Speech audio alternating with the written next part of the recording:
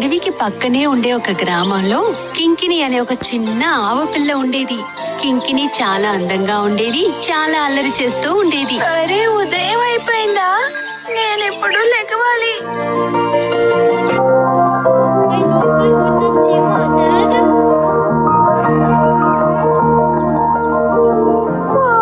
నాకు చాలా ఆకలేస్తుంది.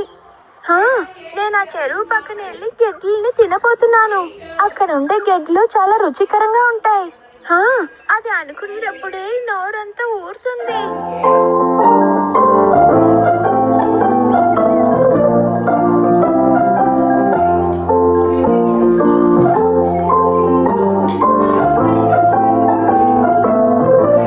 కింగిని, ఆగు, ఒంటరిగా వెళ్ళకు, నేను వస్తాను.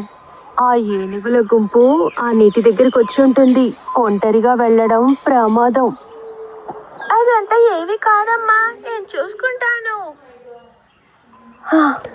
ఏం చెయ్యాలి? వీడు చెప్పిన మాట వినడం లేదు.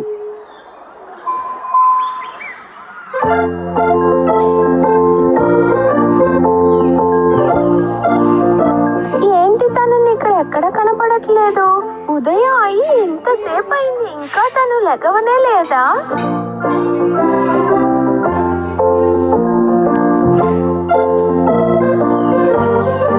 ఏంటి, వాడు ఇక్కడ కూడా కనపడట్లేదు? నేను మెదలకుండా వాడి ఇంటికి వెళ్ళి వాడిని తీసుకొస్తాను. ఆ చిన్న ఆవుదూడ కింకిని, కుంజన్ అనే ఒక చిన్న చీమ, ఇద్దరు మంచి స్నేహితులు.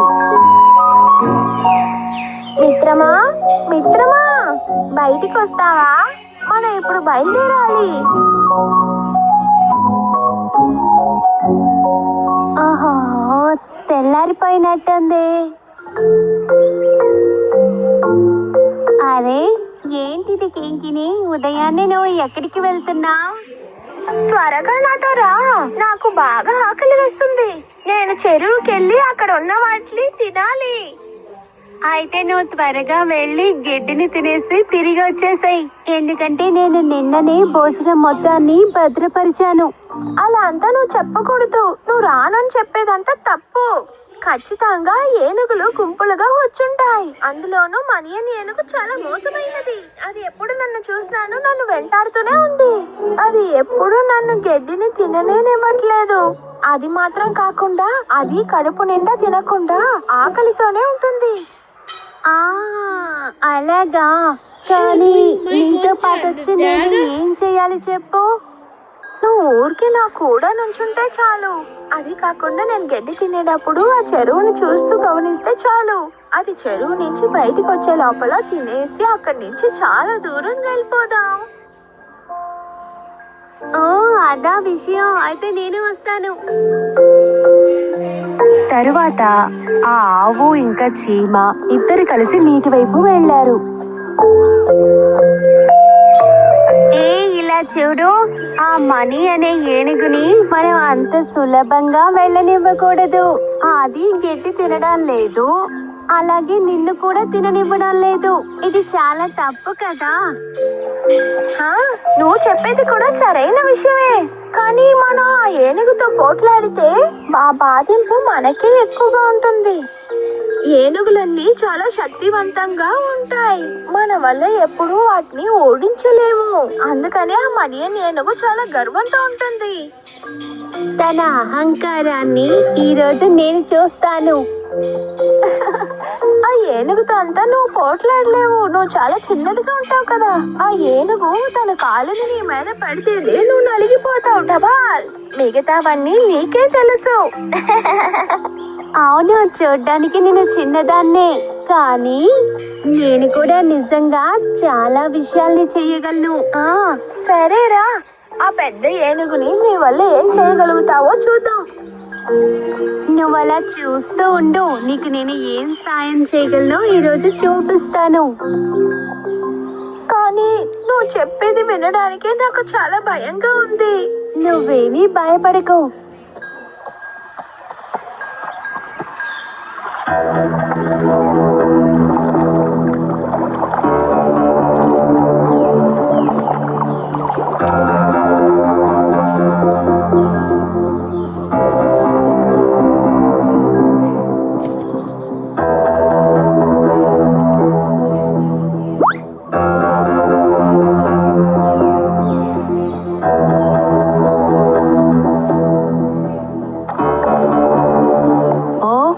కింకిని అక్కడ గడ్డి తింటోందా?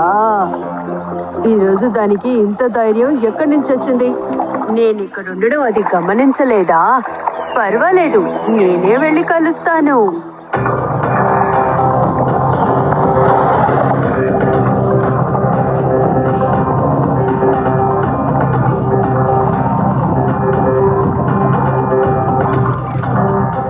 అరే, ఆ ఏనుగు మనల్ని చూసేసింది. ఇప్పుడు ఏం చెయ్యాలి?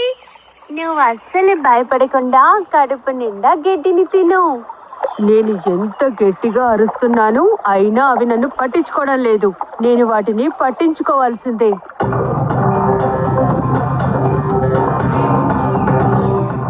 తన దగ్గర ఇప్పుడు నేను వెళ్ళి మాట్లాడతాను. ఇలా చూడు, నువ్వు అక్కడే ఆగు. నిన్ను తను ఎప్పుడు కూడా ఇబ్బంది పెట్టలేదు. అలాంటప్పుడు నువ్వెందుకని తనని ఎప్పుడు చూడు ఇబ్బంది పెడుతూ ఉంటావు? ఇవన్నీ చెప్పడానికి నువ్వెవరు? ఒకవేళ నీ మీద నా కాలు పెట్టాననుకో, నువ్వు అలాగే నలిగిపోతావు. అనవసరంగా ఈ విషయానికి నువ్వు దూరంగా ఉంటేనే నువ్వు ప్రాణాలతో ఉండగలవు, తెలుసుకో.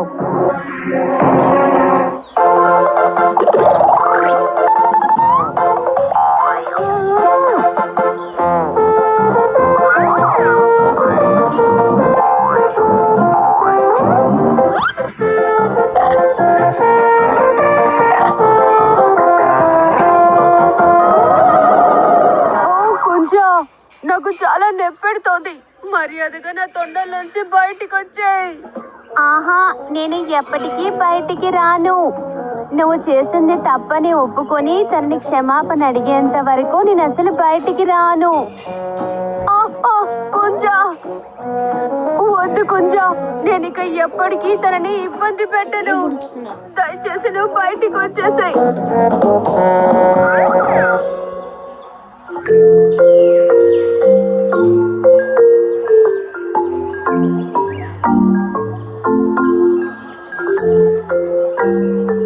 మనియా, నిజంగా నువ్వు చాలా శక్తివంతుడివి. కానీ నీ శక్తిని మిగతా వాళ్ళని భయపెట్టడానికి కాకుండా కాపాడడానికి ఉపయోగించు.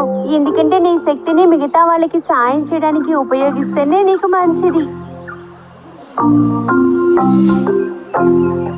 ఆ తర్వాత ఎప్పుడు ఆ మనియన్ అనే ఏనుగు ఎవ్వరిని ఇబ్బంది పెట్టలేదు. అంతేకాకుండా కుంజన్, కింగిని ఇంకా మనియన్ ముగ్గురు మంచి మిత్రులయ్యారు.